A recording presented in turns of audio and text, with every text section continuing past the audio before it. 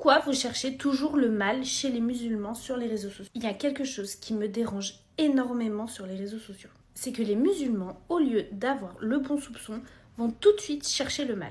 Pas juste qu'ils voient le négatif, mais souvent, ils l'inventent même sans preuve. Salam alaikum ma sœur, juste attention, faut pas mettre le Coran sur le sol. Sauf que tu n'as même pas vu où était mon Coran. Sur la vidéo en question, on ne voyait aucun support. Vous voyez ni table, ni chaise, ni sol, ni canapé. Mais dans ta tête, tu t'es tout de suite imaginé le pire. Tu t'es dit, elle l'a sûrement mis au sol. Pourquoi ?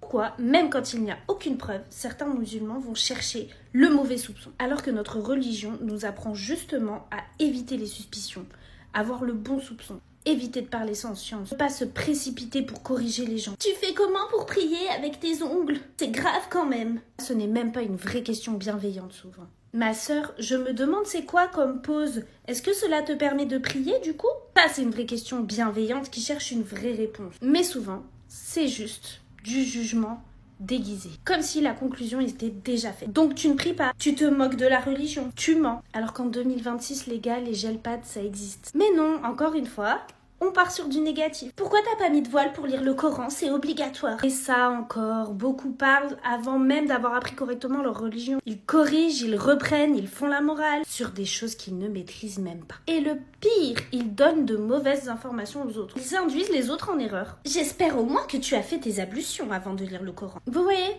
Toujours la même logique. Cherchez la faute, guettez l'erreur, espérez le défaut. Comme si certains attendaient juste une chose, c'est de dire « Ah, tu vois ?» Je le savais. Mais sincèrement, est-ce que c'est ça qu'on veut représenter de notre religion? Une religion de suspicion? Une religion de commentaires passifs-agressifs? Une religion où on surveille plus les autres plutôt que de se réformer soi-même? Moi, c'est pas comme ça que je vois l'islam. Moi, je vois une religion de rahma. Une religion de bon soupçon. Une religion de science avant la parole. Une religion de douceur dans le conseil. Et une religion où on laisse aussi les autres aller à leur rythme. Et attention, je ne dis pas qu'il ne faut pas conseiller. Le conseil est très important dans notre religion. Mais il y a une différence entre conseiller et harceler. Entre rappeler avec douceur et accuser sans preuve. Entre parler avec preuve et parler avec ego. Et surtout, si 50 personnes ont écrit le même commentaire sous la même vidéo, ce n'est plus un rappel, ça s'appelle de l'acharnement.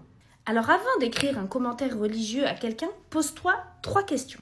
1. Est-ce que je sais vraiment de quoi je parle? 2. Est-ce que j'ai une preuve claire et irréfutable de ce que j'avance? Et 3. Est-ce que mon commentaire va aider ou blesser? Parce que très souvent, ce qu'on appelle une nasiha n'est pas une nasiha. C'est juste un besoin de corriger les autres pour se sentir mieux soi-même. Alors si tu es musulman ou musulmane et que tu veux représenter au mieux ta religion, apprends avant de parler. Vérifie avant d'accuser. Et le bon soupçon avant de juger. Et surtout, arrêtons de chercher le mal chez nos frères et sœurs. Même quand parfois ça part d'un bon sentiment. Revoyez votre intention.